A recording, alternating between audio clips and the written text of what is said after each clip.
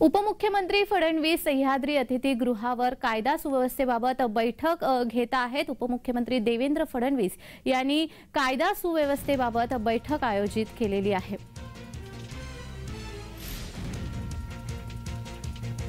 उपमुख्यमंत्री देवेंद्र फडणवीस यांनी सह्याद्री अतिथीगृहावर बैठक आयोजित केलेली आहे। कायदा सुव्यवस्थेबाबतची ही बैठक आहे।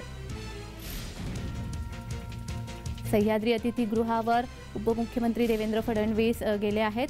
कायदा सुव्यवस्थेबाबत बैठक तिथे आयोजित करण्यात आलेली आहे आणि या बैठकीसाठी उपमुख्यमंत्री देवेंद्र फडणवीस तिथे गेले आहेत।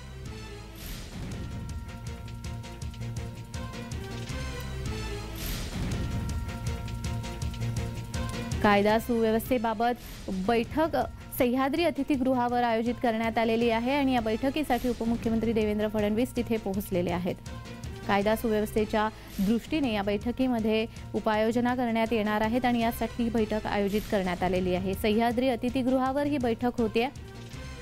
उपमुख्यमंत्री देवेंद्र फडणवीस यांनी बैठकीला हजेरी लावलेली आहे।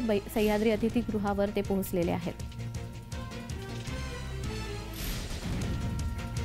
उपमुख्यमंत्री देवेंद्र फडणवीस हे सह्याद्री अतिथीगृहावर गेले आहेत। कायदा सुव्यवस्थेबाबत तिथे बैठक आयोजित करण्यात आलेली आहे।